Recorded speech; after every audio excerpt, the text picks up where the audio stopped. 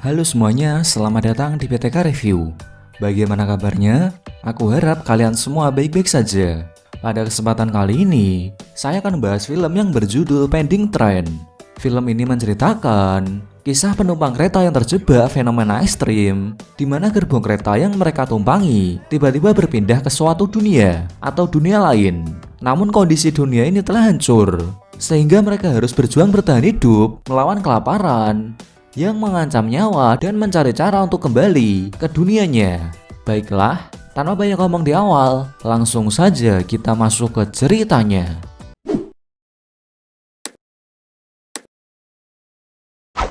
Pada suatu hari di tahun 2023, semua orang melakukan rutinitas seperti biasanya, dari yang akan berangkat kerja maupun yang akan pergi ke sekolah. Walaupun berbeda tujuan, alat transportasi utama yang mereka gunakan tetaplah kereta.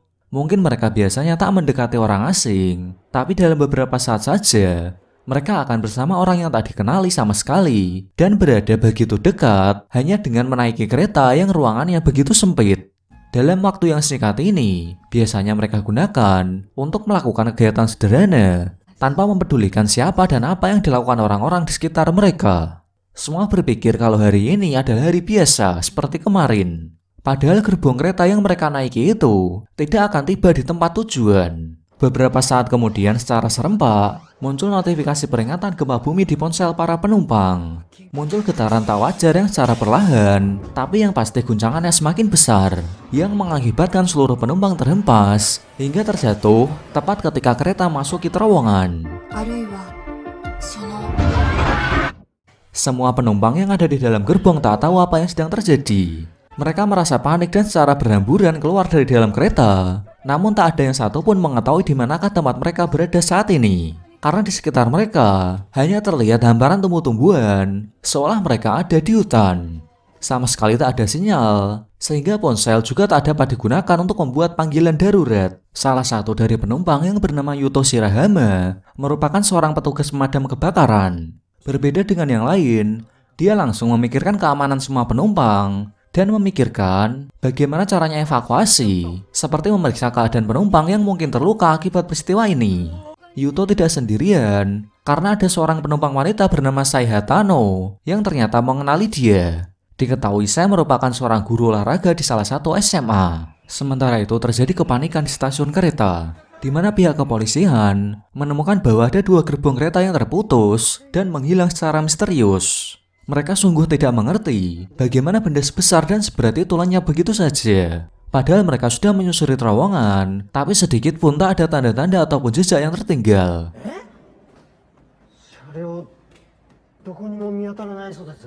Sedangkan Yuto yang ingin menyelidiki, mencoba menyusuri terowongan untuk mencari bantuan. Namun apa yang ada di ujung terowongan sungguh membuat mereka terheran-heran. Tak ada satupun bangunan di sana. Bahkan untuk meyakinkan, mereka mencoba naik ke atas bukit, tapi yang ada hanyalah padang pasir dan hamparan bebatuan saja.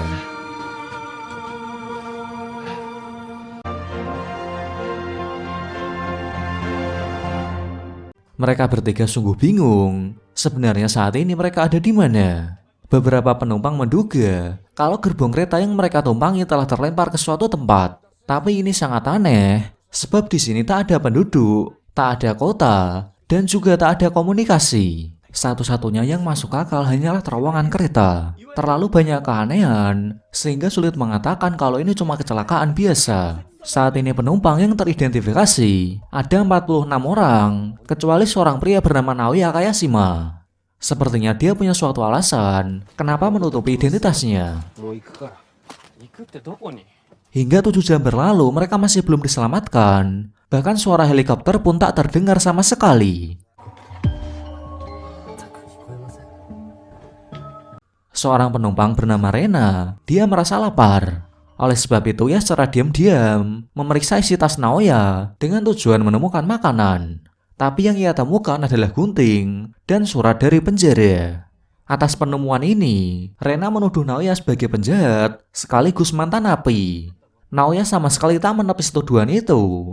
Menurutnya mereka sesama penumpang memang tidak bisa saling percaya, sebab mereka tak saling mengenal. Tak ada yang tahu latar belakang orang-orang di sebelah mereka, yang bisa saja seorang penjahat berbahaya. はーい。安心してください。僕、出て行きますんで。クソどもが。バカ。Merasa kecewa atas tuduhan Rena dan pandangan penumpang yang lain, akhirnya Naoya memutuskan pergi seorang diri dengan berharap ia dapat menemukan petunjuk. Namun setelah cukup jauh berjalan, jalur yang ia tempuh ternyata menuju ke arah jurang. Naoya jatuh terpleset hingga ia menggantung di tepi jurang yang begitu dalam.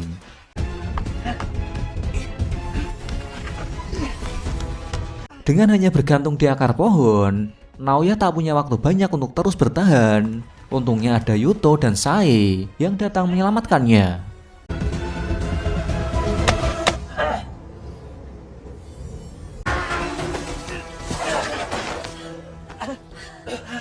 Hingga malam tiba tak ada tanda-tanda regu penyelamat. Situasi itu membuat beberapa di antara mereka berpikir kalau mereka telah diabaikan ataukah tempat ini berada di dunia yang berbeda.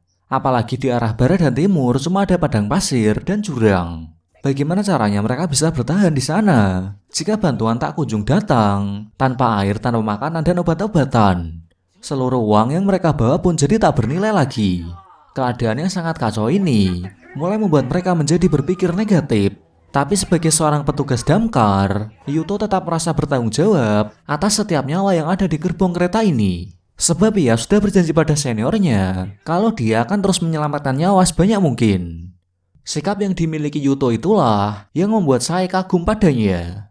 Dahulu sewaktu Yuto sedang memberi simulasi cara mengatasi kebakaran di sekolah saya, dia jadi belajar bagaimana cara dia supaya tidak menyerah menangani para murid-muridnya. Meski sulit, saat ini mereka hanya perlu melakukan apa yang bisa dilakukan. Satu persatu petunjuk mulai ditemukan, seperti Yaiji yang sempat melihat tower di kejauhan, membuatnya teringat kalau tower itu rencananya akan rampung di tahun 2026.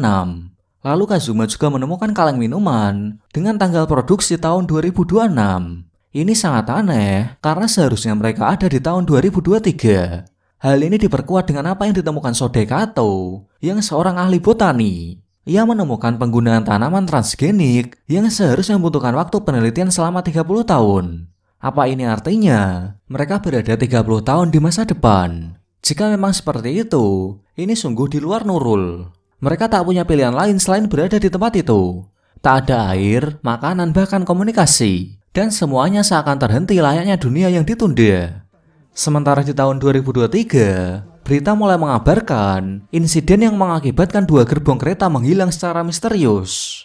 Terkait insiden ini, pemerintah dan pihak kepolisian masih menyelidiki situasi yang telah menyebabkan hilangnya gerbong 5 dan gerbong 6 yang berisi total 100 orang penumpang. Para penumpang mulai merasa kehausan dan kelaparan karena hanya tersisa beberapa persediaan. Tapi dengan itu saja jelas tak akan cukup. Yuto mulai mencari cara mengatasi masalah ini dengan mengubah terpal kecil menjadi alat untuk menampung air di atas gerbong kereta. Dengan harapan, jika nanti turun hujan, maka mereka bisa meminumnya. Tapi seandainya tak ada hujan, minimal embun yang menumpuk dapat juga ditampung. Tanpa udara, orang tak akan bertahan dalam 3 menit. Tanpa air, mereka hanya bisa bertahan 3 hari. Dan tanpa makanan, orang hanya akan bertahan 3 minggu. Namun sekarang mereka sudah terjebak selama 2 hari. Jadi mereka cuma punya waktu 1 hari untuk menemukan sumber air yang dapat dikonsumsi sebelum semua penumpang mengalami dehidrasi total. Keesokan pagi, mereka tak bisa berdiam diri saja. Menurut Sodei, jika ada begitu banyak tanaman seperti ini, ia yakin pasti ada sumber air di suatu tempat. Oleh karena itu, dia mengusulkan untuk mencari ke arah yang belum mereka lewati dengan ditemani Yuto, Sae, dan Naoya.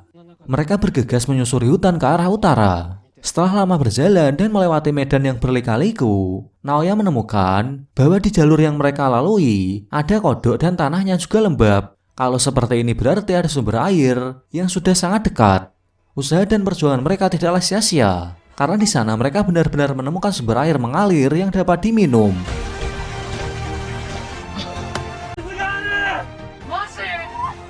Naoya kemudian mengungkapkan kepada Sae mengenai surat dari penjara yang dikirimkan adiknya. Hari saat mereka tiba di dunia ini, sebenarnya hari kebebasan adiknya Naoya setelah 2 tahun di penjara. Dulunya ayah mereka melakukan kekerasan, sedangkan ibu mereka pergi meninggalkan Naoya dan adiknya yang masih kecil. Akhirnya Naoya memutuskan hidup mandiri, sembari membesarkan adiknya seorang diri. Ia bahkan berjuang keras sampai berhasil mendapatkan lisensi penata rambut yang telah menjadi impiannya. Tapi adiknya terlibat pergaulan bebas yang melakukan tindak kriminal. Meski pernah merasa kecewa, tapi Naoya sungguh tulus menyayangi adiknya. Dari cerita ini, saya jadi mulai mengerti bahwa di balik sikap keras kepalanya Naoya, sesungguhnya dia adalah pria yang sangat baik dan paling memikirkan orang-orang di sekitarnya. Tanpa saya ketahui, Naoya dulunya pernah melihat saya dari kejauhan, yaitu saat ia memotret pelangi. Dan saat itu, mereka memandangi pelangi yang sangat indah secara bersamaan. Sejak saat itulah membuat Naoya jatuh hati pada Sai pada pandangan pertama. Namun ia selalu menyimpan rapat-rapat perasaannya karena Naoya berpikir kalau Sai sudah lebih dulu menyukai Yuto. Di saat semua penumpang merasa kehilangan harapan, mendadak hujan pun turun secara deras membasahi mereka.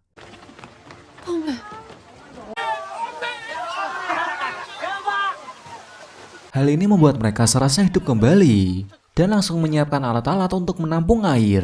Tapi dengan air itu saja tak akan cukup, sebab mereka masih harus memikirkan bagaimana cara menemukan makanan.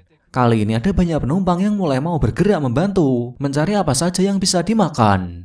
Beruntung ada Soda yang seorang ahli botani. Ia langsung bisa menilai mana tanaman liar yang bisa dimakan dan mana yang berbahaya.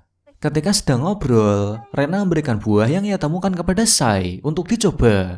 Tak lama kemudian, tiba-tiba Sai terjatuh hingga merintih kesakitan. Rena yang panik segera berteriak memanggil bantuan. Orang yang pertama mendengarnya adalah Naoya. Ia menyuruh Sai segera memuntahkan apa yang baru dimakannya. Sepertinya Rena salah mengambil tanaman yang mengandung solanin yang justru berbahaya karena bentuknya mirip dengan tanaman sebelumnya yang dinyatakan aman untuk dikonsumsi. Beruntung dia hanya mencicipi sedikit saja, jadi tak sampai membahayakan nyawanya. Atas arahan dari Naoya, para penumpang mulai bekerja sama mengumpulkan atau membuat sendiri alat-alat yang sekiranya dapat mereka gunakan untuk memasak. Seperti panci dari kotak besi, alat makan dari bambu, dan bahkan ada yang mengasah kartu ATM untuk digunakan sebagai pisau. Setelah dihidangkan, masakan buatan mereka berupa sup tak disangka rasanya begitu enak. Mereka tidak tahu akan hidup berapa lama di dunia ini. Untuk itu, mereka tak ingin merahasiakan apa-apa lagi dan mulai menceritakan latar belakang dari masing-masing. Siapapun dan bagaimanapun orangnya, pasti memiliki sisi baiknya. Semuanya telah bekerja sama agar mengatasi situasi yang sulit ini dengan harapan suatu saat mereka bisa kembali ke tempat asalnya. Keesokan hari seperti biasa, mereka berniat pergi mencari bahan makanan. Namun di tengah perjalanan, Naoya seperti melihat ada orang asing yang melintas. Tak berapa lama ia mendengar suara rintian, yang ternyata suara itu milik Soda yang terluka akibat mengalami tusukan. Jika sudah seperti ini, mereka perlu menjahit luka Soda dengan alat seadanya. Dan untuk pertolongan pertama, kebetulan hanya Yuto yang sanggup melakukannya. Ia awalnya merasa ragu, namun setelah Naoya berusaha meyakinkan Yuto yang tidak ingin ada satu nyawa terbuang sia-sia, dia pun memberanikan diri menjahit luka Soda demi menyelamatkan hidupnya. Dari catatan yang dimiliki Soda, mereka mengumpulkan tanaman yang sekiranya dapat dijadikan obat, seperti tanaman yang punya efek antibakteri untuk mencegah nanah dan peradangan.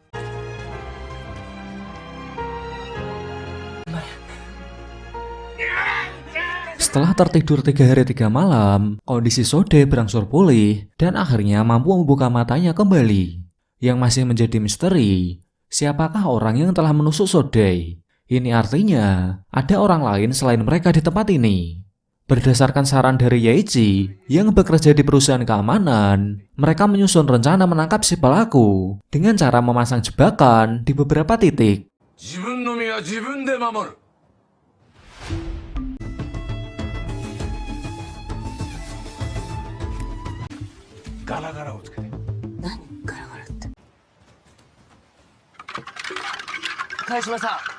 Mereka semua sepertinya sudah salah paham pada Naoya. Meski awalnya terlihat sulit didekati, tak bisa dipungkiri, Naoya telah banyak berjasa menyelamatkan nyawa Sai dan Sodai. Kalau dipikir-pikir, ia justru terlihat seperti seorang kakak yang baik dan perhatian. Bahkan dengan keahlian yang dimilikinya, Naoya secara sukarela memotongkan rambut penumpang wanita yang membutuhkan. Tak terkecuali Sai yang mulai menaruh perhatian kepada Naoya.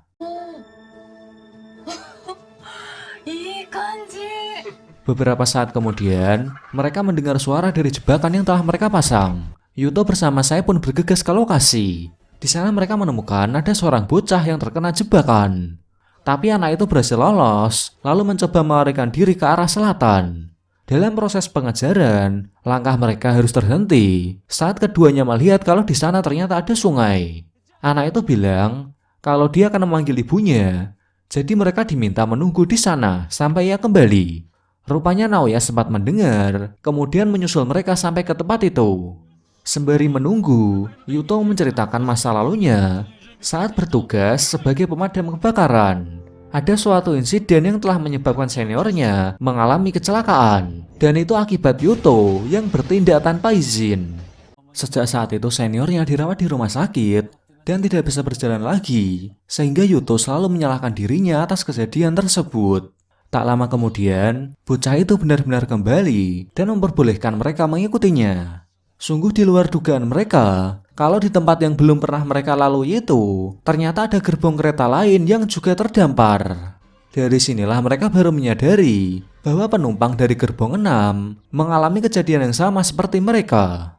Di gerbong ini mereka langsung disambut oleh seseorang yang bernama Suzuki Yamamoto, yang sudah dianggap sebagai pemimpin di sana. Mereka memang sama-sama melalui kesulitan, namun ada yang berbeda. Karena di sini mereka mendapatkan ikan, dan karena dekat dengan sumber air, mereka juga membuat toilet sendiri. Suzuki lalu memperkenalkan Naoya dan kawan-kawan dengan para penumpang dari gerbong 6. Di antaranya, ada pria bernama Norimasa yang bekerja di perusahaan konstruksi. Dan seorang lagi yang bernama Tatsumi Kakugawa. Rupanya Naoya langsung mengenali Tatsumi adalah pria misterius yang telah menusuk Sodai. Tatsumi minta maaf atas perbuatannya, sebab ia tidak mengira ada orang selain mereka dan juga tidak bisa membedakan apakah Naoya dan kawan-kawan itu teman ataukah musuh dari masa depan. Mendengar itu, saya langsung menanyakan apa alasan para penumpang dari gerbong 6 berpikir di sini adalah masa depan. Suzuki bilang kalau mereka punya bukti, yaitu di hari keempat ia menemukan sebuah kapal yang terdampar. Ia mencoba menggunakan radio di kapal tersebut yang gelombangnya pernah terhubung sekali ke suatu tempat di pegunungan Kanada. Suara di radio itu mengatakan kalau sekarang adalah tahun 2060. Lalu kenapa Jepang bisa mengalami hal ini? Jadi 3 tahun setelah waktu di mana mereka berasal, yaitu di tahun 2026, terjadi suatu bencana yang tak terduga. Ada sebuah asteroid atau meteorit yang jatuh ke bumi. Sebuah meteor dengan diameter sekitar 500 meter yang jatuh ke Samudra Pasifik telah menyebabkan banjir besar yang tidak hanya terjadi di Jepang saja, tetapi bahkan di seluruh dunia. Hal itu semakin diperparah dengan rentetan gempa yang terjadi di seluruh dunia. Selain itu, debu yang dihasilkan oleh tumbukan meteorit sudah mencapai lapisan atmosfer. Akibatnya sinar matahari terhalang dan tanaman tak bisa dipanen lagi. Dan penyebab jatuhnya meteorit tersebut yaitu sebuah space debris atau dikenal sebagai sampah antariksa di sekitar bumi yang diciptakan oleh manusia dan tidak lagi berguna. Contohnya adalah satelit yang tidak lagi beroperasi atau roket yang diluncurkan. Jumlahnya bisa ada ribuan ton atau ratusan juta pecahan yang mengambang di sekitar bumi. Lalu jika puing-puing itu menabrak benda angkasa, meski ukurannya kecil, tapi kekuatannya bisa setara dengan tabrakan sebuah mobil berkecepatan 100 km per jam. Ketika asteroid berukuran besar bertabrakan dengan puing-puing, telah menyebabkan orbit asteroid berubah dan akhirnya jatuh ke bumi, menghancurkan semuanya. Berdasarkan ini, Suzuki berpikir kalau bencana yang terjadi bukan soal buatan manusia dan juga bukan bencana alam. Tapi ia meyakini semua ini adalah takdir dan pasti ada alasan kenapa mereka bisa berada di sini. Mungkin dengan kembali ke tempat asal mereka, jadi punya kesempatan memberitahukan semua pihak untuk mengubah masa depan ini. Tapi yang masih menjadi persoalan, bagaimana caranya mereka kembali.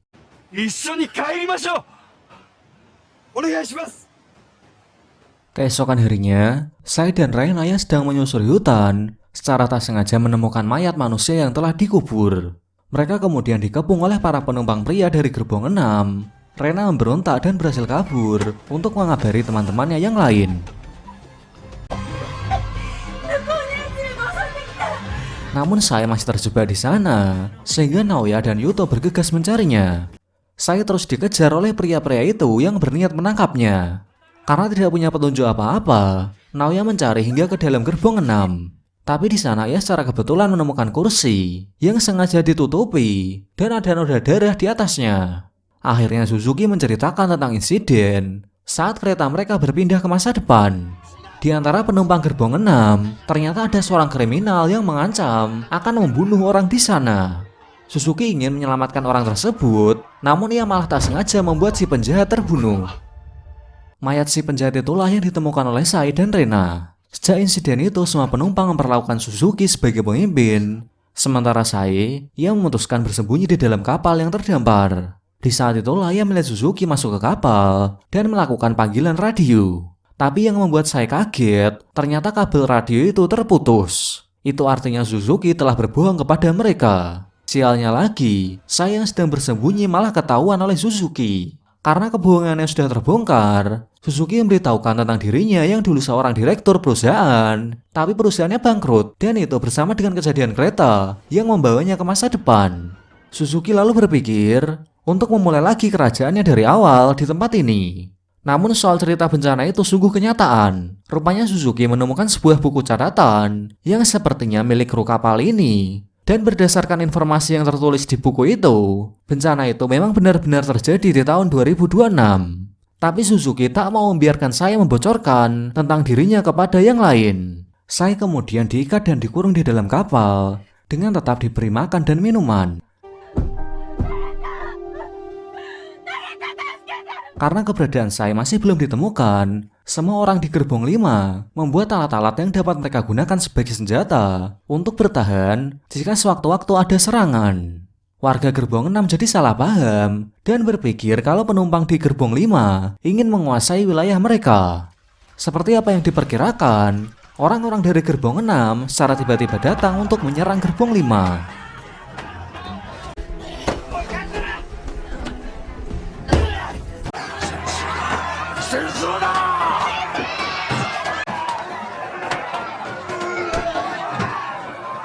Pertempuran pun tak terelakkan lagi, di mana kedua kelompok saling menghancurkan. Sementara Suzuki, ia memeriksa kapal untuk melihat kondisi Sai, tapi ternyata Sai sudah berhasil kabur. Ia kembali dan menghentikan keributan, sembari menceritakan kepada semuanya mengenai Suzuki yang mengurungnya di dalam kapal. Selama ini Suzuki telah berbohong kepada mereka, kalau sebenarnya dia tidak pernah mengirim sinyal SOS sama sekali, dikarenakan radio yang telah rusak. Rupanya Suzuki cuma ingin memberi harapan kepada mereka semua agar bisa menyatukan mereka. Ia berencana membangun kerajaan lagi dari nol, tapi jika sudah seperti ini, rasanya itu tak mungkin terwujud. Suzuki kemudian menyerahkan buku catatan yang ia temukan di kapal kepada Yuto, sehingga nanti bagi mereka yang ingin kembali ke tempat asal, akan melanjutkan pencarian agar bisa kembali. Sementara Kayoko, yang ditemani seorang kondektur bernama Hajime, melakukan penelusuran hingga ke wilayah tower. Saat malam tiba, keduanya melihat cahaya aurora yang ada di atas langit. Bukan cuma itu saja, tapi mereka juga menemukan ada beberapa bebatuan misterius yang bersinar. Scene kemudian berganti ke tahun 2023, di mana ada seorang ilmuwan fisika bernama Profesor Ryohei yang sedang menyelidiki misteri hilangnya 2 gerbong kereta. Ia kemudian menghubungkan peristiwa ini dengan teori pergeseran ruang dan waktu.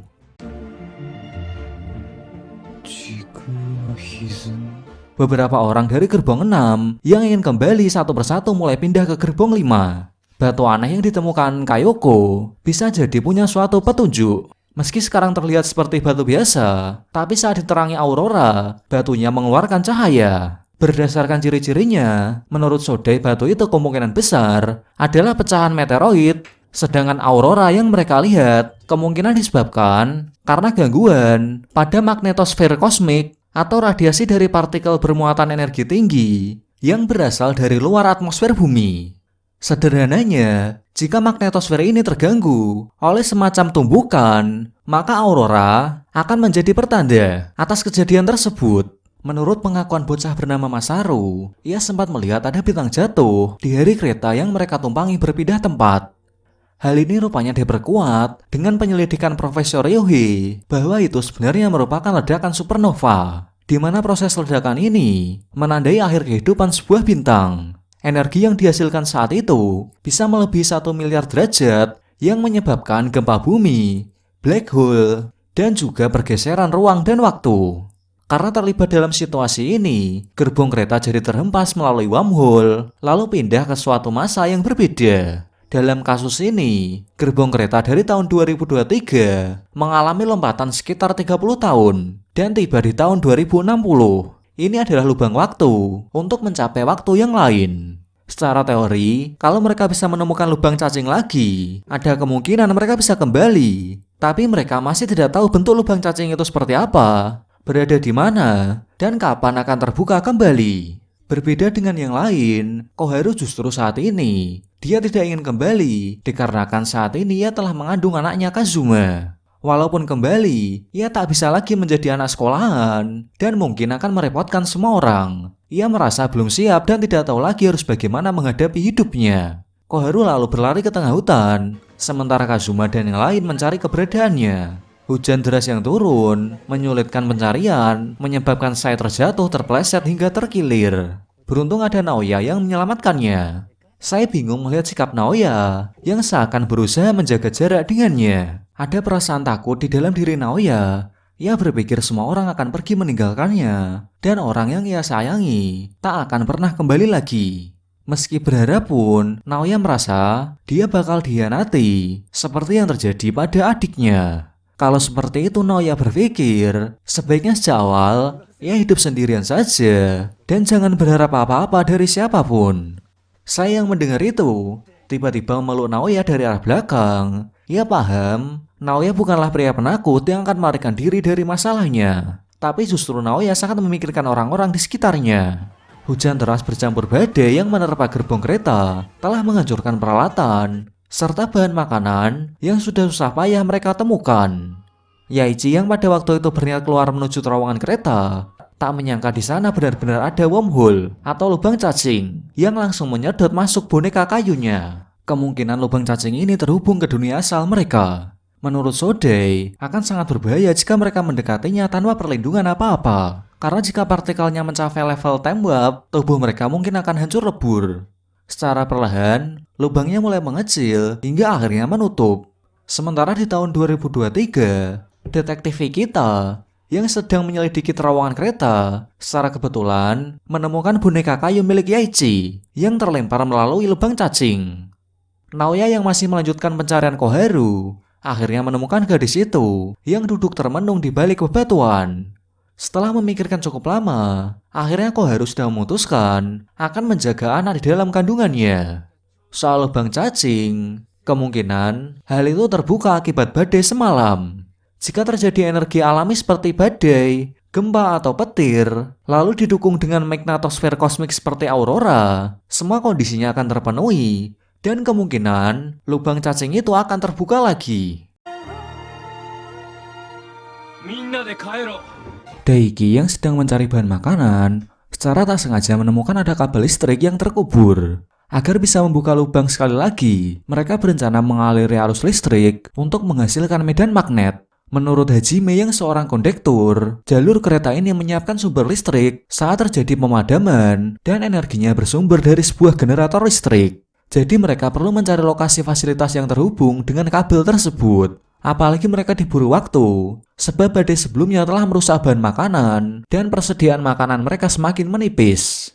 Melihat kondisi ini, entah berapa lama lagi para lansia yang ada di sini bisa bertahan. Tapi Sode menjelaskan kalau kemungkinan ada orang yang bakal tetap tinggal di masa ini. Jika keajaiban terjadi, mereka akan kembali ke tahun 2023. Lalu seandainya mereka gagal mencegah bencana di tahun 2026, maka orang-orang yang tinggal di masa ini akan menjadi sedikit orang yang selamat. Tapi jika mereka berhasil mencegah bencana, maka dunia ini akan menjadi dunia paralel dan ruang waktu di masa ini akan terisolasi sepenuhnya. Sederhananya, akan terbentuk masa depan yang bercabang. Lalu semuanya akan selamat dan bisa melanjutkan hidup masing-masing.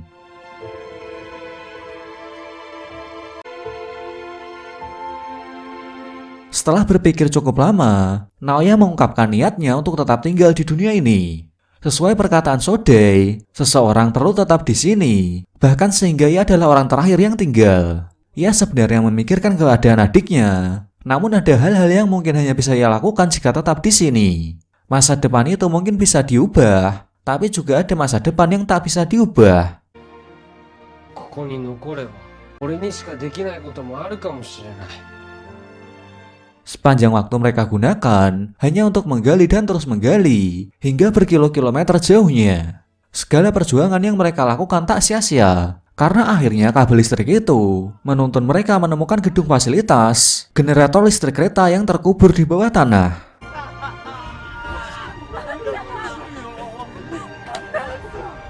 Setelah masuk ke dalamnya, kondisi tempat itu terlihat masih utuh walau sudah ditinggal begitu lama. Bahkan saklar dan sumber listriknya masih berfungsi normal. Angin yang berhembus kencang sebagai pertanda akan datangnya badai lagi. Sebelum cuaca berubah, mereka harus melakukan beberapa persiapan, seperti melilit kabel pada gerbong membentuk lingkaran. Keesokan pagi, Naoya melihat aurora muncul di atas langit, diikuti medan magnet yang terganggu. Mengingat Naoya yang memutuskan tinggal di tempat ini, membuat Sai bersedih. Padahal Sai sudah mulai memahami Naoya orang yang seperti apa, dan secara tak sadar telah menyentuh perasaannya. Sai sungguh tak bisa menerima kalau mereka yang telah berjuang bersama sebentar lagi harus berpisah dengan cara seperti ini. Bahkan Yuto sangat kecewa dengan keputusan Naoya yang ingin tinggal di sini sendirian. Menurutnya, Naoya cuma melarikan diri karena merasa frustasi tak bisa mengasuh dan menolong adiknya. Buat mereka semua, sekarang Naoya bukanlah orang asing lagi. Mereka sangat berhutang nyawa pada Naoya, dan jika tidak bisa menyelamatkannya, Yuto akan menyesali ini seumur hidup.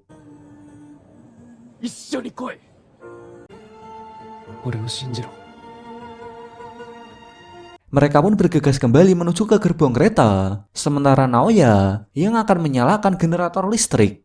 Sesuai dugaan mereka, kabel yang dihubungkan dengan batu bersinar seketika memunculkan lubang cacing yang semakin membesar. Semua orang yang ingin kembali diminta segera masuk ke dalam kereta, karena cuma ini kesempatan terakhir mereka untuk kembali ke dunia asal.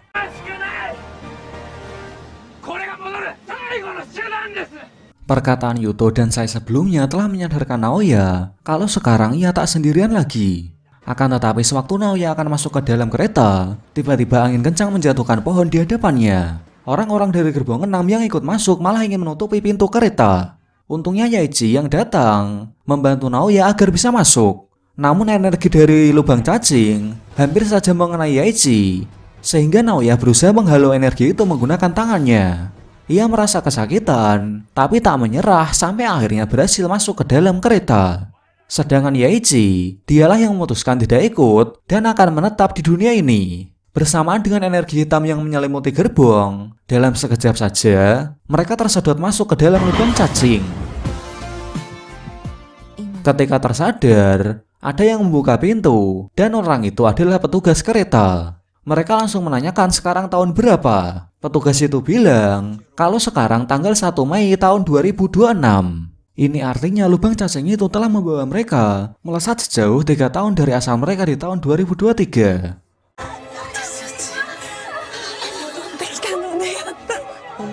Seluruh penumpang diperiksa, termasuk dilakukan tes radiasi dan penyakit menular. Masing-masing mereka diberi kesempatan menceritakan apa yang mereka alami kepada pihak kepolisian. Dari bukti-bukti seperti kaleng minuman bertuliskan 2026, tanaman dan batu meteorit yang ditemukan di masa depan, sampai buku catatan mengenai bencana besar yang akan terjadi pada tanggal 9 Desember 2026. Walau sudah memberikan banyak bukti dan cerita yang sama, namun dari pihak kepolisian ataupun pemerintah, tak seorang pun yang mau mempercayai ucapan mereka. Masing-masing kemudian dipertemukan dengan keluarga mereka yang telah berpisah selama 3 tahun. Cuma Naoya yang berpikir tak ada yang akan menjemputnya. Tapi perkiraannya itu salah karena adiknya sungguh datang bersama atasannya. Adiknya sangat merindukan Naoya dan ingin meminta maaf atas segala kesalahan yang pernah ia perbuat. Ia sangat bersyukur kakak satu-satunya yang ia miliki masih hidup dan kini telah kembali pulang. Tempat yang ingin ia kunjungi pertama kali adalah salon tempatnya bekerja dulu. Namun saat memegang gunting, Naoya hanya terpaku menatap tangannya yang sekarang gemetaran dan tidak bisa lagi menggenggam sesuatu secara normal. Semua ini disebabkan oleh energi lubang cacing yang waktu itu sempat mengenai tangannya. Bukan cuma Naoya yang menderita, tapi semua penyintas yang lain juga mengalami masalah masing-masing. Banyak hal yang berkembang di luar dugaan mereka, dan orang-orang menganggap mereka itu aneh disebabkan ucapan mereka mengenai bencana di masa depan. Sementara itu, Profesor Ryuhi telah mendapatkan kabar terbaru mengenai objek asing yang mendekati bumi. Jika menghitung berdasarkan jarak dan kecepatan objek tersebut, akan menghantam bumi sekitar bulan Desember tahun 2026. Penemuan ini sekaligus telah membuktikan bahwa semua pernyataan dari para penyintas kereta terbukti benar. Sedangkan Daichi, ia sengaja membuat sebuah channel YouTube untuk menyuarakan pengetahuannya tentang masa depan. Semua orang berhak tahu karena ini menyangkut nyawa mereka.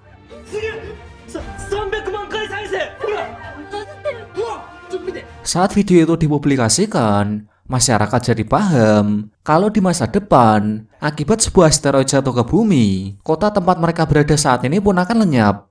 Berkat video itu, banyak orang yang siap membantu mereka, termasuk Kayoko yang secara nekat pergi menerobos pihak keamanan hanya untuk berbicara langsung dengan Menteri Pertahanan. Ternyata diam-diam, sang menteri telah mendapatkan informasi dari lembaga penelitian yang dipimpin oleh Profesor Ryuhi dan membenarkan bahwa akan terjadi bencana. Saat ini pemerintah sudah mempersiapkan peluncuran roket tanggal 1 untuk mengubah lintasan asteroid. Yang dapat mereka lakukan sekarang hanyalah berdoa dan berharap perencanaan itu akan berhasil. Namun jika gagal, mereka perlu mencari tempat aman untuk berlindung, meski tidak ada jaminan mereka bakal selamat. Waktu pun berlalu, Koharu akhirnya melahirkan bayinya, dan sekarang Kazuma akan menjadi seorang ayah. Mereka sungguh bahagia karena nyawa anak ini terhubung dengan semua orang yang telah berusaha menjaga Koharu.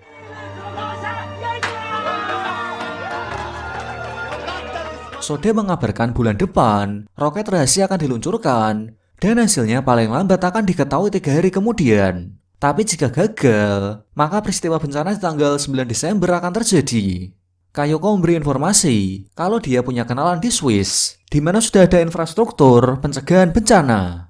Jika sekarang berangkat, mereka masih sempat untuk ke sana. Tapi Yuto akan tetap di Jepang, karena ia merasa bertanggung jawab telah mengajak mereka kembali ke tahun ini. Ia kemudian menyerahkan teman-teman yang lain kepada Naoya sebagai penggantinya, termasuk menjaga Sai agar tetap hidup. Berita kemudian mengabarkan mengenai teori kiamat yang membuat dunia heboh. Jika perkataan para penumpang kereta itu benar, maka hanya tersisa 8 hari sampai peristiwa itu terjadi. Bagi yang percaya sudah bersiap untuk mengungsi, namun ada juga yang menganggapnya sebagai lelucon. Roket pun telah diluncurkan pada tanggal 1 Desember 2026. Melalui videonya, Daichi menyampaikan berhasil atau tidaknya rencana pemerintah tidak ada yang tahu. Untuk itu ia memperingatkan semuanya untuk memikirkan agar tidak ada penyesalan nantinya. Sedangkan Naoya, ia merasa takdirnya melompat ke masa depan, lalu kembali ke masa lalu itu untuk mengajari orang-orang di dunia ini tentang pentingnya kepedulian satu sama lain. Kalau bukan karena diselamatkan, ia juga sekarang tak akan bisa berada di sini. Untuk itu Naoya tak ingin membiarkan Yuto sendirian bertanggung jawab atas semuanya. Di tempat lain, terlihat Sai menggendong bayinya Koharu dan Kazuma. Tak lama kemudian ia mendapat telepon dari Kazuma yang mengabarkan kalau Yuto memutuskan tinggal, sedangkan Naoya juga tak ikut bersama mereka. Seketika raut wajah Sai berubah sedih, dan di waktu itu, ia mendapat telepon dari Naoya. Sebelum semuanya berakhir, Naoya ingin mengungkapkan suatu hal kepada Sai. Kalau ia sebenarnya sudah lama mengenal Sai, jauh sebelum mereka bertemu di kereta. Dia tak menyangka di dunia ini ada wanita yang terlalu lemah lembut seperti Sai. Karena itu Naoya berjanji kalau ia tidak akan melupakan Sai untuk selamanya. Belum sempat menjawab, Naoya sudah menutup teleponnya.